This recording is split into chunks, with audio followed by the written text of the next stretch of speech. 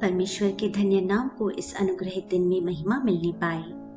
प्रभु यीशु मसीह के अतुल्य नाम में आप सभी के साथ मैं अपना विशेष स्नेह अभिवादन बांटती हूँ।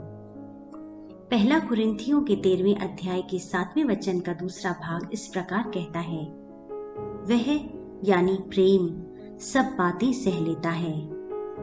इस अनुग्रहित पवित्र शास्त्र के भाग में से पवित्र आत्मा आज हमसे यही कहता है कि सब कुछ सहने वाला प्रेम करने वाले बने। हम ऐसे लोगों के बीच में रहते हैं जो अपनी सहनशीलता खो चुके हैं। हम ऐसे अनेकों परिवारों के अनुभव के बारे में जानते हैं जहां परमेश्वर द्वारा गर्भ में दान के रूप में मिलने वाले बच्चे को कैसे पालेंगे, उस चिंता व कष्ट को न सह पाने के कारण आधुनिक मेडिकल सुविधाओं का इस्तेमाल करके गर्भपात करा लेते हैं। ऐसी और भी कई घटनाओं के बारे में हम पढ़ते हैं जहां निर्ममता से अपने नवजात बच्चों को झाड़ियों में और गंदी जगहों में फेंक दिया जाता है। प्रेम नष्ट हो जाने के कारण किसी भी परिस्थिति को सहा नहीं जाता और रिश्ते टूट जाते हैं।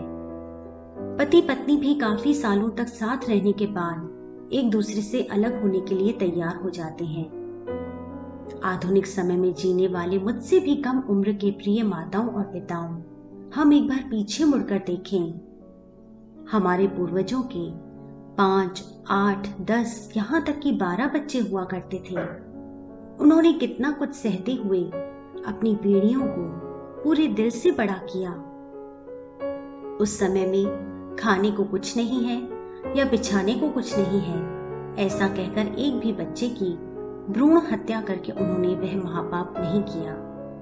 लेकिन आज जब हर चीज की दवाई उपलब्ध है तो उसका इस्तेमाल करते हुए हम परमेश्वर की दृष्टि में एक महापाप करते हैं। साल 2020 के मार्च महीने की 9 तारीख को दैनिक भास्कर नामक हिंदी अखबार में महाराष्ट्र के डॉक्टर राजेंद्र नाम के एक कलेक्टर के बचपन के बारे में इस प्रकार बताया गया। जब वे अपनी मां की कोख में थे उस समय में ही उनके पिता का देहांत हो गया। पहले ही इस मां का एक बेटा और बेटी है। पति का भी देहांत हो चुका है। लोगों ने उन्हें राय दी कि तीसरे बच्चे की क्या जरूरत है, इसे कोख में ही मार दो।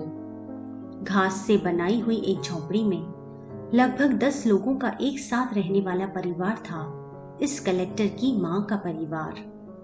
एक वक्त का खाना भी जब सब लोगों को नहीं मिलता था, ऐसी अवस्था में तीसरे बच्चे की जरूरत नहीं है, उसका गर्भपात कर दो। जब सब लोगों ने ऐसा कहा तब भी उस मां ने सब कुछ सहते हुए उस बच्चे को जन्म देने का निर्णय लिया।